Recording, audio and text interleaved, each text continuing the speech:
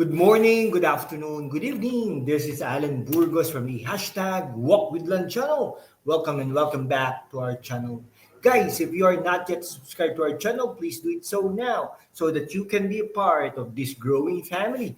Officially, we are now 10,388 subscribers. Thank you so much guys. God bless you all. Ang pag-usapan po natin today ay pinabagatan po natin SWS 2025 survey results. Shock! Ano ang sinasabi ng mga analysts? Yan. Ang SWS po ay social weather station, kumbaga, no? Ano po yan, no? Isa sa mga pinagkakatiwalaan ng ating bansang Pilipinas.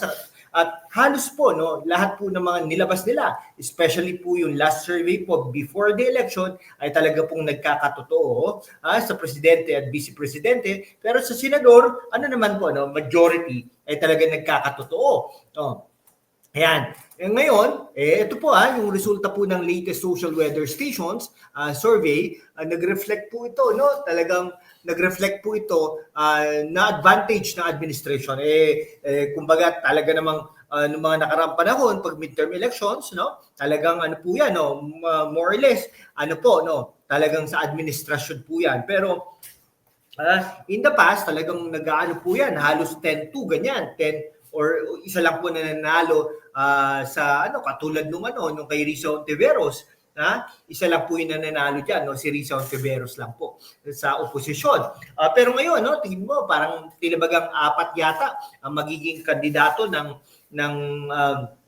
magiging senador na labas sa administrasyon, no? Ngayon talaga, itong SWS po ay kinumpishon po ito ng strat-based group, no? Talagang nagsushow po ito na lumalabas talaga ng mga respondents ay talagang prefer nila yung kandidato, no? Specifically yung 8 kandidato po, no? Yung 8 kandidato, no?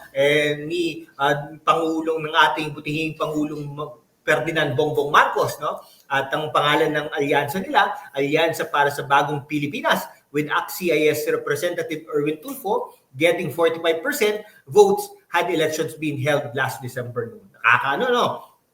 So, expected lamang ang mga kaalyado ng administrasyon. Ito ang regular na pattern kapag midterm elections in the past mga presidents natin, no? Mukhang liyamado pag ikaw nakadikit sa administrasyon, he said. Adding, no, parang yung survey results could also be a prompt for other administration bets to adjust their campaign messages, siyempre. Diba? He added, name and brand recall are still a factor as familiar names and former senators did well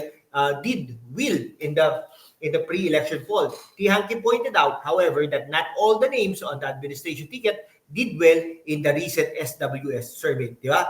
So talaga namang kumbaga 4 ang wala doon, no? In spite of gumagastos sila ng milyon-milyon, no? Milyon-milyong salapi at talagang nag-a-appear pa yan sa GMA at nag-a-appear pa sa mga advertisements, nakikipag-collab pa sila at biglang baksak naman sila. Naku, nakakatakot, di ba? Ito ang sabi ng ating former Senate President Vicente Soto III, Tito Soto, no? Ayan po, naging senador yan, naging vice mayor at siya rin po ay naging naging host din po yan ng Itbulaga. Until now, host pa rin niya Itbulaga. Dito sa SWS survey, second po siya. Ay nakakaano, no? Sana nga mag number 1 yan. May yung political group daw nila ni dating Senate President Soto ay siya po ay ang Nationalist People's Coalition sa panahon pa ni Danding Guangco ay tinitignan ng mga surveys, lahat po yan at binabasa po nila at tinitignan po nila yung makalaking litrato, bigger picture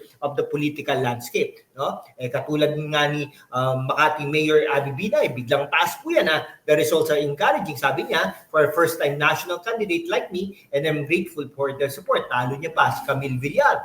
Mali naman po kasi ang messaging ni Camille Villar. Sabi niya, bago daw siya. Lumang-luma na sila. Lumang-luma na siya. Di po ba? Hindi naman siya 24 anyos. Kumbaga, hindi naman po, di po ba? While the administration slate seems to be doing well, Tihanki said the opposition seems splintered. Alam nyo, si Willie Revillame at Camille Villar ay kontrapelo po yan. Ibig sabihin, talagang ano po yan, no? It's either ang mananalo dyan ay si Willie Revillame o si Camille Villar, di ba? May tatlong grupo na pumuposisyon, marami po kasing oposisyon, di ba? Una yung Makabayan Black, no?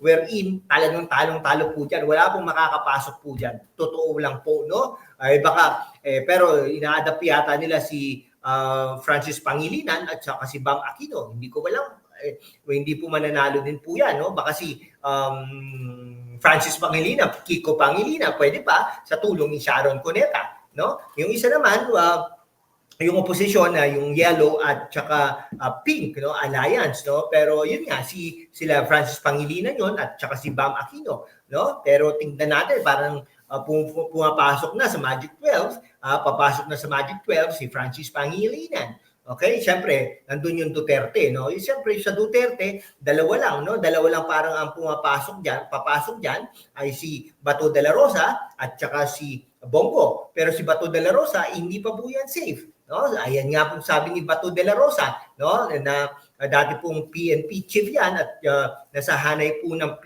PDP party ni dating Pangulong Rodrigo Roa Duterte. Itong taong ito, itong mamang ito, ay ini-endorse po natin at siya po ay 10th place, no? Pang-10 po, 11 and 12, dalawa na lang, pwede na siyang bumagsak, no? Ito ay noong 17 ginanap ang survey na ito noong January 17 to 20, no? Sabi pa ni De La Rosa, no, talagang ina-acknowledge niya na wala siyang time to relax, syempre, no? Adding it is better to be running scared than to be complacent. Tama yan, Senador, no? Ikutin mo lahat ng bayan, bayan ng mga naging presidente, vice-presidente, cabinet members, senate president, mga senador, lahat po yan. Yung mga bayan-bayan nila, ikutin mo yan. Hindi ko pa lang alam kung hindi ka pa manalo. Siyempre, di ba? With in addition to that, yung mga social media, no? At saka sa yung mga YouTube influencer mo, no? Senador Bato de la Rosa, baka naman.